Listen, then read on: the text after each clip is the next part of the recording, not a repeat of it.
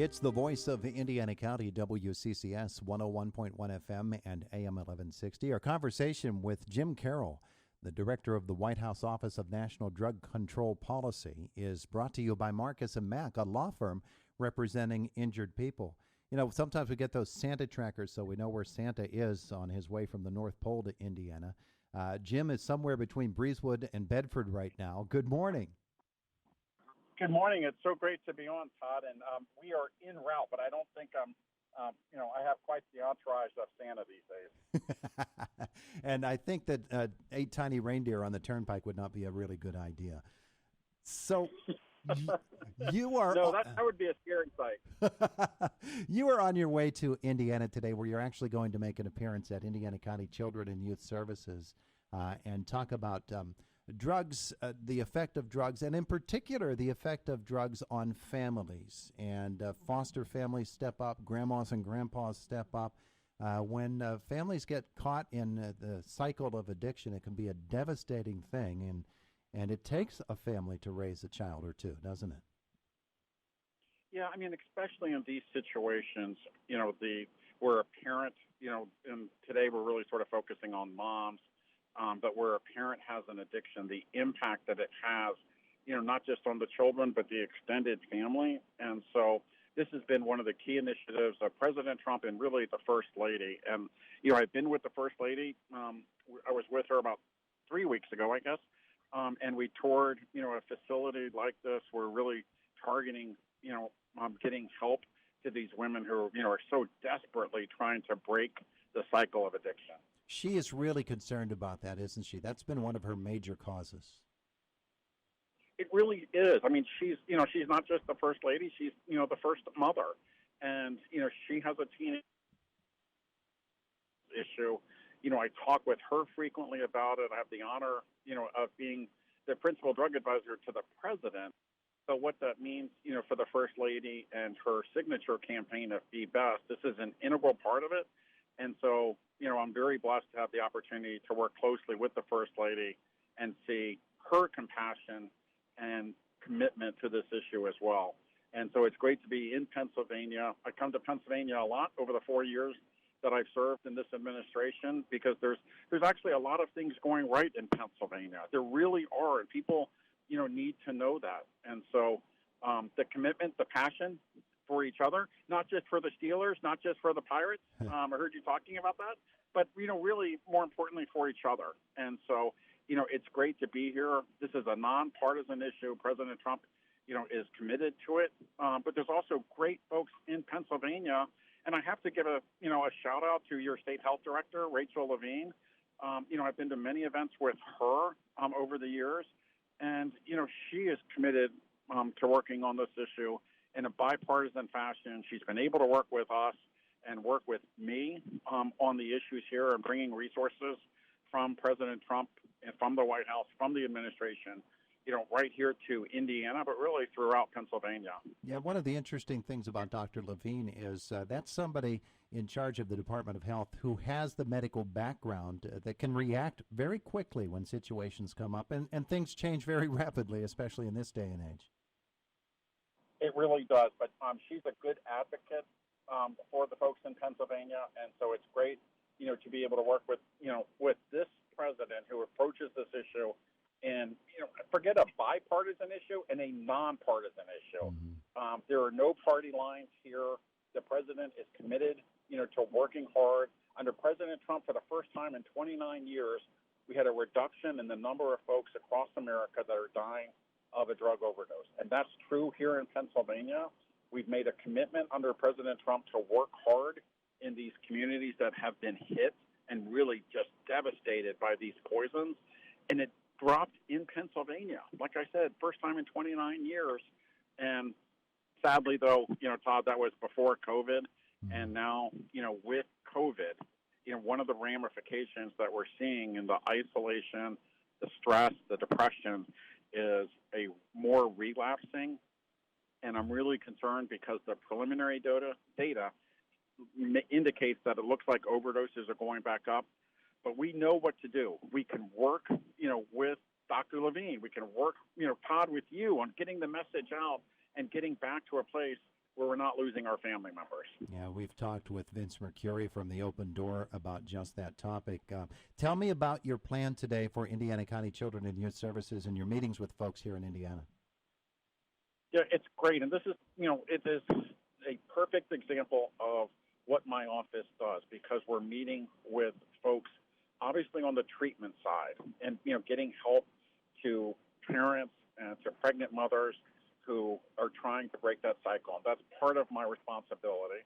We're also talking about the prevention messaging that is going on as well, and trying to, really target pregnant women so they understand the dangers. And then lastly, there will also be some law enforcement there, and talking about interdiction. And I'm blessed to be in this position. I oversee the 30, and along with some great people, about 100 people in my agency at the White House, we oversee the $36 billion that are doing just that, overseeing the treatment, the prevention, and then God bless our men and women of law enforcement who are trying to do their part in keeping the drugs out of these communities. There have been a number of initiatives all over this county, and I'm sure in your position you see it all over the nation. Things such as the warm handoff that has been so celebrated here in Indiana, where somebody is taken to the emergency room with a drug overdose problem, and when that person is released, they are taken into the hands of people who can help them to begin the real long road to recovery. The innovation that is prevalent within what you do, I'm sure that's very heartening to you, to be able to see a program working here that you think might work over there too, and to see the way that organizations can work together. Yeah, and that's why I'm here. And that's, we talked about at the beginning of you having me on, was about people coming together. That is something that is working in Indiana. I want to hear more details. This is a listening, tour. This is me hearing from them, and not only making sure that we can deliver more resources, also learn these best practices. And so as I go around the country, we can say, hey, this program in Indiana is really working. You should try it. And like I said, this is not a political issue. I was in Baltimore last week, and, talking to folks there, and to be able to tell them, hey, here's a program in Indiana that works.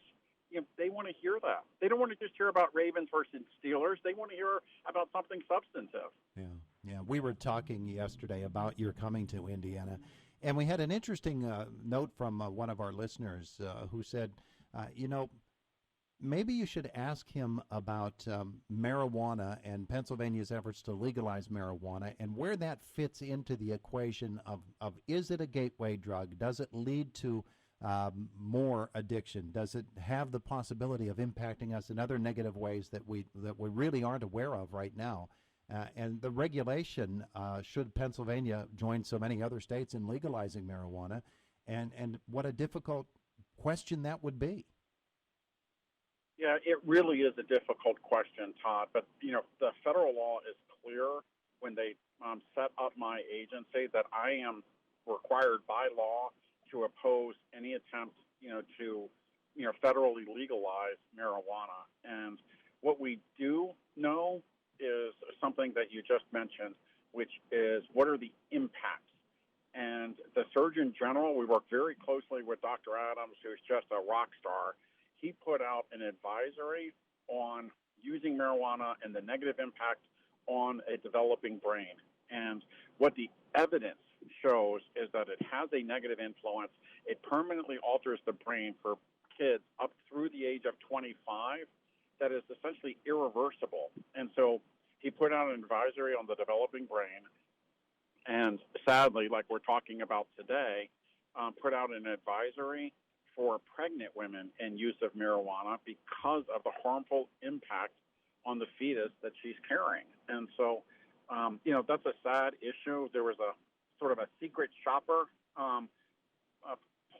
telephone poll that was done in California a year or so ago, where they called marijuana dispensaries.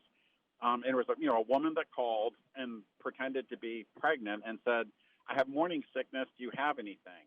And it was like 80% of these marijuana shops were like, oh, yeah, we got a perfect blend of marijuana just for morning sickness. We can help you. That's really sad. That's not what, that's not the truth. It's not what helps. And so, we put out an advisory for pregnant women under the Surgeon General. So, we know that there are harmful impacts. By the same token, we know that there might be some medicinal benefits if it's properly researched and properly dosed, meaning that, smoking a joint, you can't control the dosage. You can't do things like that. So we've opened up the ability to do more research on marijuana to find out, are there potential derivatives from the marijuana plant that might be helpful? And so, we need to let the research and science guide us. And so let's see what the research shows about, are there benefits or are there, more negatives than what I've discussed. Jim Carroll is with us. He is the nation's drug czar, and he told us a couple of moments ago an interesting thing. The first annual decrease in overdose deaths for the first time in 30 years. I recall that when you were installed in office, the president told you, be relentless. That statistic we just gave really shows that being relentless on something, not letting up on something, is really important, isn't it? It really is. And this, it's worth it. These are one of these situations where the president wants to invest in people. And Todd, you're right. When I first spoke with the president about taking this job, as I walked out of the Oval Office, he gave me the charge of, he said, be relentless. We had been talking about his brother Fred, who died of his addiction, in that case to alcohol. And so the president is not just sympathetic, he's empathetic. And that's why he told me that. That's what I've done, not just for the president, but for the American people. And, I have a family member that is in recovery about 3 years now from a dependency to opioids. And, I know how important this is for you, Todd. I know how important it is for Indiana, for the state, and for the country to work together to do what the president said, which is be relentless, get help to people that need it, to teach prevention to our kids, and to build a strong border and protect our country from the poisons that are killing so many Americans, because almost all the drugs that are killing us are coming in from outside the U.S. He is with the White House Office of National Drug Control Policy. He's its director, Jim Carroll, joining us here this morning on Indiana in the Morning. Less than a minute to go. About what time do you expect to hit Indiana today? I think we'll probably be there around 11. Mm-hmm. And we're going to spend several hours, talking to folks. Like I said, we'll be meeting with some foster families who are taking these children in. And I mean, what a blessing that is, and what special people they are. But we're also going to talk to some moms who are in recovery, who are fighting hard to be able to stay clean, to stay sober, so that they can maintain, that relationship, with their child. We'll be talking about, the president's, plan on drug courts and alternative courts. Under this president, we are spending more money on drug courts than ever before. Alternative courts, so people that have an addiction can get help. Under President Trump, we're spending more money than ever before on prevention, teaching kids the dangers, and we're also, under President Trump, spending more money on treatment. People don't believe, are stunned when they hear that the president's commitment runs the gamut, more money on treatment, more money on prevention than any other president. And of course, we back the blue. We stand with our law enforcement who are keeping these drugs out. God bless the men and women who wear a uniform, not just in Indiana and in Pennsylvania and across our country, but even out at sea. We've got the Coast Guard on duty protecting that way. In fact, I just got in my morning briefing today an update that the U.S. Coast Guard stopped 300 pounds of liquid cocaine off the coast of Jamaica headed to the U.S. over the weekend. I mean, they're protecting us. They're being relentless, these law enforcement, and we're going to continue to make a difference.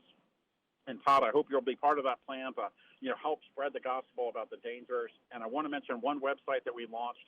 It's findtreatment.gov, findtreatment.gov, where people who need help, it's completely anonymous. Just put in your zip code, and you can find state licensed facilities in Pennsylvania and across the country to get help. He is Jim Carroll, our nation's drug czar. He'll be here shortly in Indiana. I want to thank you for spending some time with us today. Appreciate it. Thank you. It's always great to be here, and I look forward to catching up with you the next time I'm in the state. Beautiful, beautiful. Have a safe trip. Winner that enabled the trip.